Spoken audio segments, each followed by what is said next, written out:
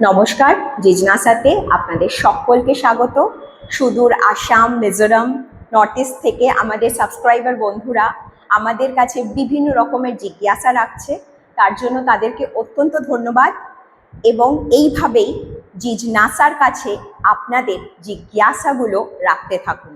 আর please আমাদেরকে subscribe করবেন। আপনাদের সাবস্ক্রিপশন আমাদেরকে অনেক বেশি উৎসাহিত করে আরও এরকম কন্টেন্ট বানানোর জন্য।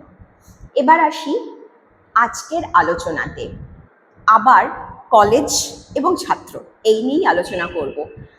তো আবার সেই ফান্ডামেন্টাল ডিউটিজই পড়াচ্ছিলাম, 51A-H আর 51A-G, যেখানে মূলত dignity of women and responsibility towards এনভায়রনমেন্টের কথা আলোচনা করা হয়।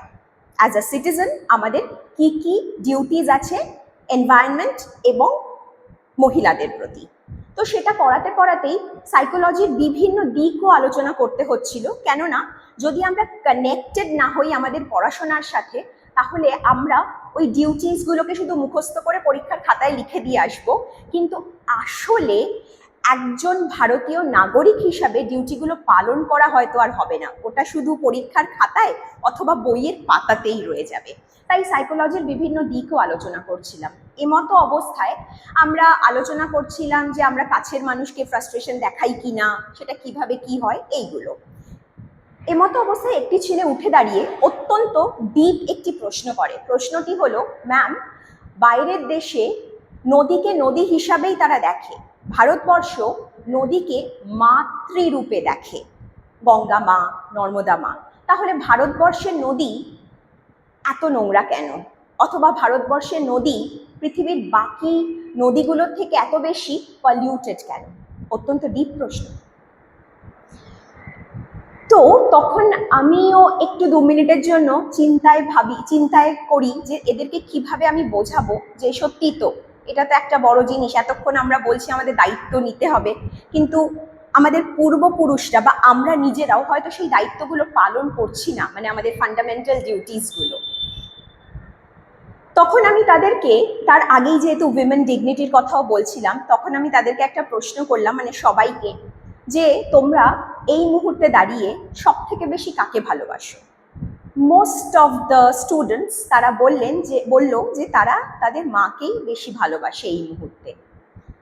তারপরের প্রশ্ন করলাম, আর যখন রাগ হয়, খুব কাউকে কিছু বলার ছিল, বলতে পারলে না, তখন সেই রাগগুলো মোস্টলি কাকে দেখাও? বাবাকে তো ভয় পাও, মাকে, নাকি সেই মানুষগুলো যার ওপর রাগ হয়েছে? বললো, না না ম্যাম, মোস্টলি তো মায়ের ওপরেই রাগ দেখাই, তার কারণ মাকে তো সব থেকে বেশি ভালোবাসি, তো যাকে সব থেকে বেশি ভালোবাসি তার ওপরেই তো সব থেকে বেশি রাগ আর ফ্রাস্ট্রেশন দেখানো যায়। তাই দেখুন, তাহলে কি গঙ্গা মাও তাই? আমরা প্রকৃতিকে মাতৃরূপে দেখি, প্রকৃতি মা বলি। সেই জায়গায় দাঁড়িয়ে আমরাও কি আমাদের এই ফ্রাস্ট্রেশনগুলো গঙ্গাকে, নর্মদাকে বা আমাদের দেশের বাকি সমস্ত এনভায়রনমেন্টকে দেখাই? এই কারণেই কি প্রত্যেকটি গালি তথা স্ল্যাংয়ের আগে শুধু আমাদের দেশে নয়, তথাকথিত সারা পৃথিবীতেই মা কথাটা ব্যবহার হয়? এই প্রশ্নটা আমি ওদেরকে করেছিলাম, ওরা কিন্তু সেই মুহূর্তে কোনো উত্তর দেয়নি। এবং আপনারাও একটু ভেবে দেখুন, আমাদের দেশে যে কোনো ভাষাতেই, আমাদের দেশে যেহেতু এত ভাষা রয়েছে, এবং বাইরে মানে বিদেশের অর্থাৎ ইংরেজি বা অন্য কোনো ভাষাতেও কিন্তু মোস্টলি যে কোনো গালির আগে মা, বোন এই ধরনেরই বক্তব্যগুলো উঠে আসে, তারপরে সেই গালিটাকে ইউজ করা হয়। এটা কি ওই কনসেপ্টটা থেকেই আসছে যে যাকে সব থেকে ভালোবাসি তাকেই সব থেকে বেশি রাগ দেখানো যায় বা তার উপরেই ফ্রাস্ট্রেশন ঝাড়া যায়? তাই জন্যই কি ভারতবর্ষ গঙ্গাকে মা বলছে, নর্মদাকে মা বলছে, প্রকৃতিকে মা বলছে, আর তার প্রকৃতিকেই সব থেকে বেশি নোংরা করে রাখছে? অথবা মা এই পবিত্র শব্দটাকে যে কোনো গালির আগে ব্যবহার করছে? ভাবনার বিষয়। কিন্তু সাইকোলজি আমাদের শেখায় বা সাইকোলজি আমাদের বোঝায়, আমরা যাকে সব থেকে বেশি ভালোবাসি, যেই সম্পর্কটা আমাদের কাছে সব থেকে বেশি প্রিশিয়াস, তাকে সব থেকে বেশি নার্চার করতে হয়, যত্ন করতে হয়। আমরা যত্ন করতে ভুলে গেছি কাছের মানুষগুলোকে তথা আমাদের প্রকৃতিকে, আমাদের এনভায়রনমেন্টকে। আমরা তাই যত্নের অভাবে এতটাই দূরে চলে গেছি সম্পর্কগুলোর থেকে, প্রকৃতির থেকে, যে কোথাও আর আমরা প্রকৃতি বা সম্পর্কের সাথে কানেকশন তৈরি করতে পারছি না। আর এই কানেকশন না হওয়ার জন্যই আমরা অকপটে গালিতে সেই কানেকশনগুলোকে ইউজ করছি, অথবা প্রকৃতি মাকে অকপটে নোংরা করে যাচ্ছি, টেকেন ফর গ্রান্টেড, অথবা দূরত্বের জন্য। এবং এইগুলোই, এই ছোটোবেলাকার এই প্র্যাকটিসগুলোই কোথাও না কোথাও বড়োবেলাতে আমাদের প্রিশিয়াস সম্পর্কগুলোতেও এফেক্ট ফেলছে। আস্তে আস্তে সেই সম্পর্কগুলো দূরে চলে যাচ্ছে এবং ধীরে ধীরে আমরা একাকিত্বে পড়ে যাচ্ছি। কিন্তু একাকিত্বে পড়াটা কিন্তু আমাদের ধর্ম নয়, আমাদের সলিটিউডে পৌঁছানোটা মূল লক্ষ্য। কিন্তু আমরা সেখানে পৌঁছতে পারছি না, তার কারণ ছোট থেকেই আমরা প্র্যাকটিস করে আসছি যাকে সব থেকে বেশি ভালোবাসি, যাকে সব থেকে বেশি নার্চার করা দরকার, তাকেই সব থেকে বেশি ফ্রাস্ট্রেশন দেখাচ্ছি, তাকেই সব থেকে বেশি রাগ দেখাচ্ছি। তাই এই উইমেন্স ডের প্রাককালে আমাদের আবার মনে হয় সবাইকে একবার আমাদের ফান্ডামেন্টাল ডিউটিসগুলো, specially dignity to the women and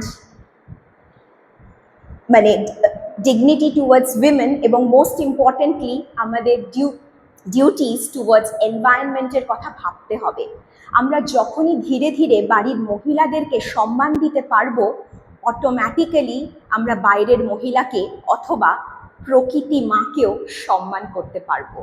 এবং সেদিনকেই মনে হয় এই উইমেন্স ডের সার্থকতা আসবে। সেখানে আর সুইডো ফেমিনিজম বড় হয়ে যাবে না, পেট্রিয়ার্কিও বড় হবে না, সেদিনকে ইকুয়ালিটি আসবে। মেয়েরা ফ্রি হয়ে চলাচল করতে পারবে, আনন্দে ঘুরে বেড়াতে পারবে, এবং পুরুষরাও তাদের ইমোশনের সাথে, তাদের প্রকৃতির সাথে কানেক্ট করতে পারবে। একটু ভেবে দেখুন, আমরাও ভাবছি। আর এই উইমেন্স ডেতে খুব আনন্দ করুন, এবং প্রত্যেক মহিলাদের উদ্দেশ্যে জানাই যে আপনাদের আসল ফ্রিডমটাকে খুঁজে বার করুন, সমাজের চোখে নয়, আপনাদের নিজের চোখে নিজেকে প্রশ্ন করুন, নিজেকে জিজ্ঞাসা করুন যে আপনারা কোন জিনিসটাতে সব থেকে বেশি ফ্রি অনুভব করেন।